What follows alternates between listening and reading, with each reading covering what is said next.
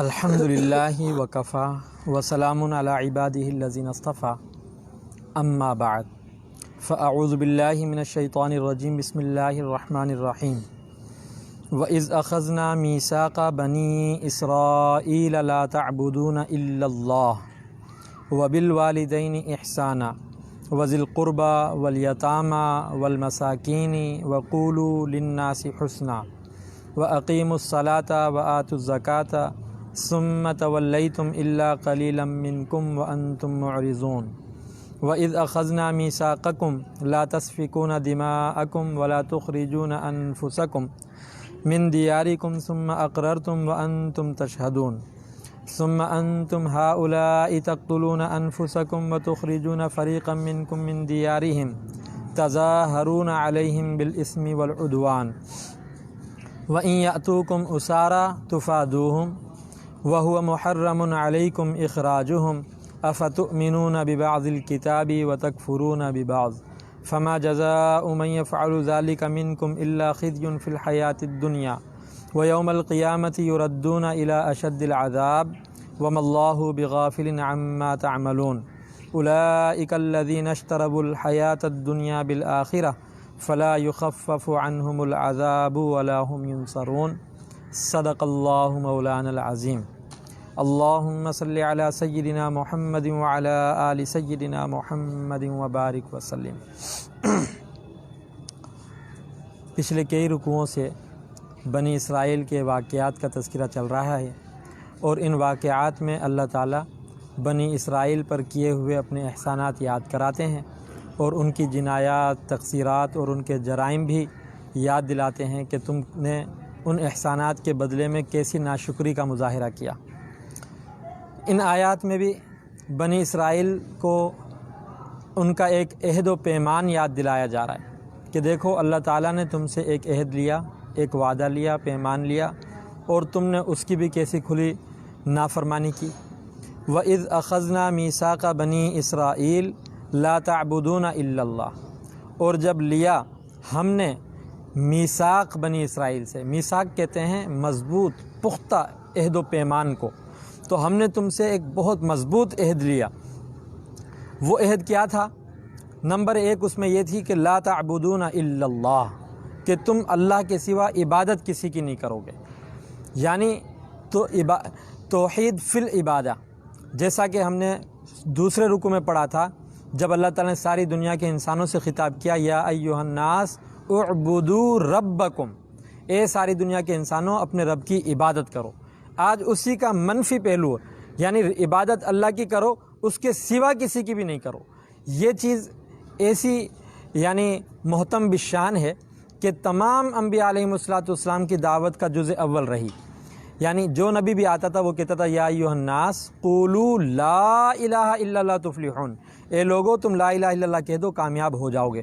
تو توحید فی العبادہ، توحید فی الصفات، توحید فی الافعال، یہ سب جو ہیں اللہ رب العزت کی نظروں میں یہ ایک بہت محتم بالشان ہے، چنانچہ اللہ تعالیٰ نے سب سے پہلے ان کا ذکر کیا۔ بنی اسرائیلیوں نے توحید فی العبادت کے اندر، جیسے کہ یہ بچھڑے کی جو ہے بچھڑے کو انہوں نے معبود بنا لیا، اور اس میں بھی انہوں نے کمی کوتاہیاں تو کی، لیکن اللہ تعالیٰ یہاں پر ان کو اپنا عہد یاد دلا رہے ہیں۔ وَبِالْوَالِدَيْنِ إِحْسَانًا، دوسرا اللہ رب العزت نے ان کو یہ عہد لیا کہ دیکھو تم اپنے والدین کے ساتھ احسان کرو گے۔ جس طرح اللہ رب العزت ہمارے خالق ہیں، مالک ہیں، اور ہمارے پروردگار حقیقی ہیں، حقیقی تربیت کرنے والی ذات وہ اللہ رب العزت کی ہے۔ دنیا کے اندر مجازی طور پر ظاہری اسباب کے اندر ماں باپ جو ہیں وہ بندے کی تربیت کرتے ہیں، پیدا ہونے سے لے کر بڑے ہونے تک بچے کی ہر ضرورت کا خیال رکھتے ہیں۔ ماں باپ دنیا میں واحد ہوتے ہیں کہ بچے کے لیے ہر عروج کی تمنا کرتے ہیں، ہر ترقی کا سوال کرتے ہیں، وہ اپنے سے آگے نکلتا دیکھنا پسند کرتے ہیں، اور بلا کسی عوض کے ماں باپ واحد ہوتے ہیں کہ بچے پر جتنے انعامات احسانات کریں اس میں وہ بچے سے کسی قسم کا عوض کی تمنا بھی نہیں رکھتے کہ ہمیں یہ دے گا بدلے کے اندر۔ تو یہ ماں باپ کا بڑا احسان ہے، اس لیے اللہ تعالیٰ نے اپنے ساتھ والدین کو ذکر کر دیا۔ اب فقہی نقطہ نظر سے دیکھا جائے تو والد کا مقام اور والدہ کے مقام میں فرق یہ ہے کہ والد کو اطاعت کے اندر اللہ نے مقدم رکھا ہے کہ والد کی اطاعت کی جائے گی، اور والدہ کو خدمت میں مقدم رکھا ہے کہ جہاں خدمت کا معاملہ ہو تو وہاں ترجیح والدہ کو دی جائے گی۔ وبالوالدین احسانہ کے اندر ایک چیز سمجھیے، احسان کے اندر 3 چیزیں ہیں۔ نمبر 1 چیز ہے ترک ایذا، کہ والدین میں سے والد کو یا والدہ کو کسی بھی قسم کی ایذا نہ دی جائے۔ قرآن پاک میں آتا ہے وَلَا تَقُلْ لَهُمَا اف، کہ آپ ان سے اف بھی نہ کریں، ایسی نظر سے نہ دیکھیں جن سے ان کو تکلیف ہو، ایسا لفظ زبان سے نہ نکالیں کہ جن سے ان کے دل کے اوپر کوئی جو شاق گزر جائے ان کو، بالکل بھی جو ہے نا ترک ایذا نمبر 1 چیز ہے۔ دوسرے نمبر پہ ان کے ساتھ مالی خدمت کرنا، اگر ان کو ضرورت ہو تو ان کے ساتھ بالکل مالی تعاون کے اندر کسی قسم کی ہچکچاہٹ نہ کرے۔ اور تیسری چیز احسان کے اندر یہ شامل ہے کہ ان کی جسمانی خدمت کرنا اور ان کو جسمانی راحت اور کا جو ہے نا خیال رکھنا، اور ہر قسم کی سکون اور راحت اطمینان ان کو پہنچانا۔ تو وبالوالدین احسانہ۔ تیسرا نمبر پہ عہد کے اندر جو تیسری بات شامل تھی وہ تھی وذی القربیٰ، کہ عزیز اقارب رشتہ دار جو ہوتے ہیں ان کے ساتھ احسان کرنا، ان کے ساتھ اچھا سلوک کرنا، ان کو خیال رکھنا۔ والیتامى، اور چوتھے نمبر پر تھی یتامہ، کہ ایسے بچے جو بلوغت سے پہلے جن کے والد فوت ہو جائیں اس کو یتیم کہا جاتا ہے۔ اگر ایسے آپ جو ہے موجود ہوں یتیم تو ان کی خبر گیری رکھنا، خیر خواہی کرنا، ان کے ساتھ تعاون کرنا، کیونکہ یہ معاشرے کا پست اور کمزور طبقہ ہوتا ہے۔ والمساکین، مسکین اس کو کہتے ہیں جو ضرورت مند محتاج ہو، جس کے پاس مال نہ ہو۔ یتیم اور مسکین دونوں غریب ہوتے ہیں، لیکن یتیم کو ایک گونا اس لیے فوقیت دی کہ وہ بچہ بھی ہوتا ہے، وہ نابالغ بھی ہوتا ہے، مسکین تو بڑا آدمی بھی ہوتا ہے۔ تو ان کمزور طبقات معاشرے کے جو ہیں ان کے ساتھ اچھا سلوک کرنا۔ آگے فرمایا وَقُولُوا لِلنَّاسِ حُسْنًا، لوگوں سے اچھائی کے ساتھ گفتگو کرنا، حسن کلام کے ساتھ پیش آنا۔ تو یہ چیز جو ہے نا یہ بہت اہم ہے۔ للناس، چاہے سامنے والا مسلمان ہو یا کافر ہو، آپ کا مخالف ہو یا آپ کا موافق ہو، بدعتی ہو یا کسی غلط قسم کے عقیدے کے اندر مبتلا ہو، اس کو دعوت دینی ہو یا آپ نے اس سے کوئی ویسے عام طور پر بات کرنی ہو، آپ کی گفتگو کے اندر طنز نہ ہو، نفرت نہ ہو، حقارت نہ ہو، توہین نہ ہو، بلکہ نرمی کے ساتھ گفتگو کرنا۔ تو اس میں آپ ایک بات کو ذہن نشین رکھیں کہ حضرت موسیٰ علیہ السلام کو جب اللہ تعالیٰ نے فرعون کے پاس بھیجا تو فرمایا فقولا لہو قولا لینا، دیکھو تم دونوں جا رہے ہو موسیٰ اور ہارون، فرعون سے نرمی سے گفتگو کرنا۔ یعنی دنیا کے سب سے بہترین شخص جو تھے وہ موسیٰ اور ہارون تھے، اور اس وقت سب سے بدترین شخص جو تھا وہ فرعون تھا۔ سب سے بہترین سب سے بدتر کے پاس جا رہے ہیں، لیکن ان کو بھی ہدایت یہ ہے کہ فقولا لہو قولا لینا۔ تو نرم گفتگو جو ہے یہ مومن کا شعار ہوتی ہے، یہ مومن کی شان ہوتی ہے، تبلیغ کے اندر اس کی بڑی اہمیت ہوتی ہے۔ تو اللہ تعالیٰ نے ان سے اس بات کا عہد لیا کہ تم ہمیشہ نرم گفتگو کرو گے۔ وَأَقِيمُوا الصَّلَاةَ، اور تم نماز قائم کرو گے۔ نماز جو ہے یہ اللہ تعالیٰ کا قرب حاصل کرنے میں سب سے فوقیت رکھنے والی عبادت ہے۔ وَآتُوا الزَّكَاةَ، اور مالی عبادات کے اندر زکوٰۃ سب سے اوپر ہے، بلند ترین مقام پر ہے۔ تو بدنی عبادات بھی کرو گے، مالی عبادات بھی کرو گے، یہ اللہ تعالیٰ نے ان سے عہد و پیمان لیا، جس کا خلاصہ یہ لا تعبدون الا اللہ، 1 والدین کے ساتھ احسان کرو گے، 2 ذی القربیٰ کے ساتھ احسان کرو گے، 3 یتیموں کے ساتھ، 4 مسکینوں کے ساتھ، 5 قولوا للناس حسنا، 6 اقیموا الصلاۃ، 7 آتوا الزکاۃ، 8۔ یہ 8 باتوں کا اللہ رب العزت نے ان سے عہد و پیمان لیا۔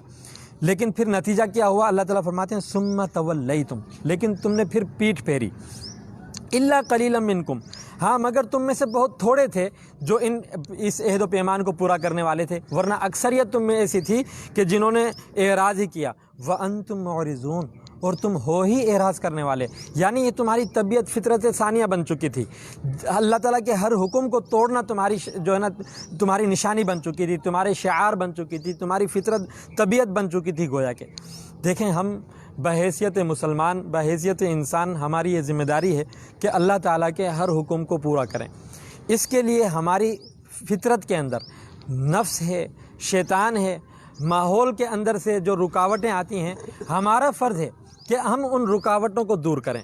چنانچہ اس کے لیے اللہ والوں کی صحبت میں بیٹھ کر یہ تربیت حاصل کی جاتی ہے اور یہ مشق کی جاتی ہے جس کو تصوف و سلوک کہتے ہیں، کہ اللہ والوں کے پاس بیٹھ کر اپنی ذات کا اصلاح کروانا، تاکہ جو مکروہات شرعیہ ہیں، شریعت نے جن چیزوں کو ناپسند کیا ہے وہ ہماری طبیعت کے بھی مکروہ بن جائیں، وہ اور شریعت نے جن چیزوں کو اچھا سمجھا ہے، اچھا کہا ہے، وہ ہماری فطرت اور ہماری طبیعت کے لیے بھی اچھے بن جائیں۔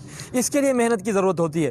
تو بنی اسرائیل جو تھے انہوں نے اپنی تربیت نہیں کی، اپنے نفس کو جو ہے سنوارا نہیں، اللہ رب العزت کے حکموں کو پورا کرنے کے لیے انہوں نے اپنی کوئی تیاری نہیں کی، لہٰذا ان کی طبیعت ایسی مسخ ہو گئی کہ اللہ کے ہر حکم کو توڑنا ان کی فطرت ثانیہ بن گئی۔ چنانچہ آگے ایک اور پیمان کا ذکر ہے، عہد کا ذکر ہے کہ اس عہد کو تو انہوں نے توڑا۔ آگے فرمایا وَإِذْ أَخَذْنَا مِيثَاقَكُمْ، اور وہ وقت یاد کرو جب ہم نے تم سے ایک اور میثاق لیا۔ وہ میثاق کیا تھا؟ اس میں کون کون سی باتیں تھیں؟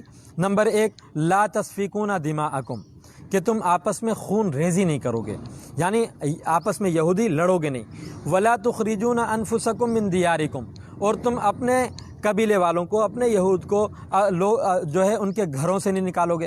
یہ عہد پیمان ہم نے لیا۔ ایک تو یہ کہ آپس میں قتال نہیں کرو گے، دوسرا یہ کہ اب تم اپنے لوگوں کو ان کے گھروں سے نکالو گے نہیں۔ ثم اقررتم، پھر تم نے اس کا اقرار بھی کیا، یعنی جب عہد و پیمان لیا تو تم نے مانا کہ ہاں جی، ایک تو ہوتا ہے کہ سامنے والا اقرار کرے اور آپ اپنے عمل سے ثابت کرو، تم نے اپنے قول سے تصدیق کی، لیکن وَأَنْتُمْ تَشْهَدُونَ، اور تم اس پر گواہ بھی بن گئے کہ جی ہاں ہم اس پورا کریں گے، نہ آپس میں قتال کریں گے اور نہ ہم ایک دوسرے کو گھروں سے نکالیں گے، اور تم نے اس کے اوپر عہد و پیمان لے کر اقرار کر کے تم اس پر گواہ بن گئے۔ پھر ہوا کیا؟ ثُمَّ أَنْتُمْ هَؤُلَاءِ تَقْتُلُونَ أَنفُسَكُمْ، پھر اے لوگو، اے یہودیو، تم وہ لوگ ہو، یعنی یہود مدینہ جو اس وقت نزول قرآن کے وقت موجود ہیں، ان سے خطاب کر کے کہا جا رہا ہے کہ تم وہ لوگ ہو تقتلون انفسکم، کہ آپس میں قتال بھی کرتے ہو، وتخرجون فریقا منکم من دیارہم، اور تم میں سے ایک فریق دوسرے فریق کو ان کے گھروں سے نکال بھی رہا ہے، تظاہرون علیہم، ان پر چڑھتے ہوئے، ان کے اوپر سرکشی کرتے ہوئے، بالاسم، گناہ کے ساتھ، والعدوان، اور ظلم کے ساتھ۔ اسم اس گناہ کو کہتے ہیں جو اللہ اور بندے کے درمیان ہو، اور عدوان اس گناہ کو کہتے ہیں جو بندوں کے آپس کے درمیان ہو۔ تو تم جو ہے اتنا عہد و پیمان کو توڑنے والے ہو کہ یہاں آپس میں تم قتل و غارت گیری کر رہے ہو۔ اس میں ذرا اس کے پس منظر کو سمجھنے کے لیے مدینہ کے حالات کو ذہن میں لائیں۔ مدینہ میں عرب کے 2 قبائل تھے، ایک قبیلے کا نام تھا اوس، ایک کا نام تھا خزرج۔ یہود کے بھی 2 قبیلے تھے، ایک کا نام تھا بنو قریظہ اور ایک کا نام تھا بنو نذیر۔ بنو قریظہ جو تھے یہ اوس قبیلے کے حلیف تھے، اتحادی تھے، ان کے ساتھی تھے، اور بنو نذیر جو تھے یہ خزرج کے اتحادی اور ان کے حلیف تھے۔ اب اوس اور خزرج کی صدیوں پرانی دشمنی تھی، ان کی لڑائیاں ہوتی تھی۔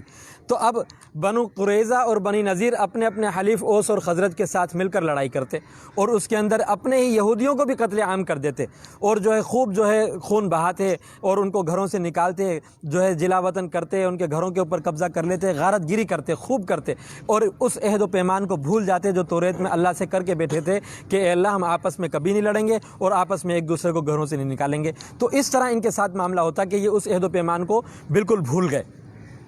چنانچہ اللہ رب العزت ان کو وہ یاد کرا رہے ہیں۔ اب آگے اللہ تعالیٰ فرماتے ہیں وَإِن يَأْتُوكُمْ أُسَارَىٰ تُفَادُوهُمْ، اب جب تمہاری اوس اور خزرج کی قبائل کی لڑائی کے اندر جب تمہارے یہودی آپس میں قید ہو جاتے ایک دوسرے کے پاس، تو تم کیا کرتے؟ وَإِن يَأْتُوكُمْ أُسَارَىٰ، اگر آتے تمہارے پاس قیدی، تُفَادُوهُمْ، تو تم ان کو فدیہ دیتے اور ان کو آزاد کراتے، فدیہ دے کے، پیسے دے کے چندہ کرتے، بھائی ہمارے یہودی فلاں کے پاس قید ہو گیا ہے، لہٰذا ہم جو ہے اب چندہ کرتے، اور اس کو جو ہے نا وَهُوَ مُحَرَّمٌ عَلَيْكُمْ إِخْرَاجُهُمْ، حالانکہ تمہارے اوپر تو حرام کیا گیا تھا کہ تم ان کو جلا وطن بھی نہیں کرو گے، ان کو ان کے گھروں سے بھی نہیں نکالو گے، قتال بھی نہیں کرو گے، تم نے ہی قتال کیا، تم نے ہی گھروں سے نکالا، تمہاری ہی وجہ سے وہ قیدی بن گیا۔ اب جب وہ قیدی بن گیا تو اب تم اس کو چھڑانے کے لیے فدیہ جمع کر رہے ہو، چندہ جمع کر کے فدیہ دے رہے ہو تاکہ ہم اس کو چھڑائیں۔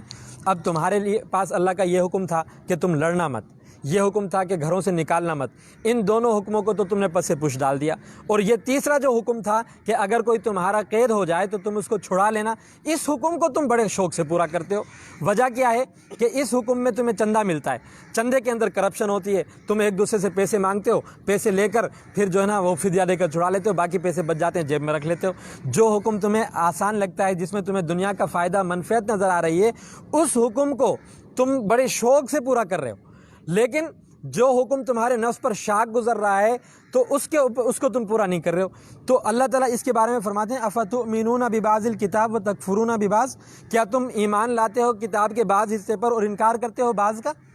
لہٰذا یہ جو انہوں نے پہلے کل کے درس میں ہم نے پڑھا تھا نا کہ وہ کہہ رہے تھے کہ ہم جو ہے جہنم میں قالوا لن تمسنا النار الا ایاما معدودہ، کہ ہم جہنم میں نہیں رہیں گے مگر گنتی کے چند دن. تو یہاں اس کی نفی ہو گئی کہ تم نے جب اللہ کے کسی حکم کا انکار کر دیا، بعض کو مانا بعض کو نہیں مانا. اللہ کے ایک حکم کا انکار کرنا بھی کفر ہوتا ہے.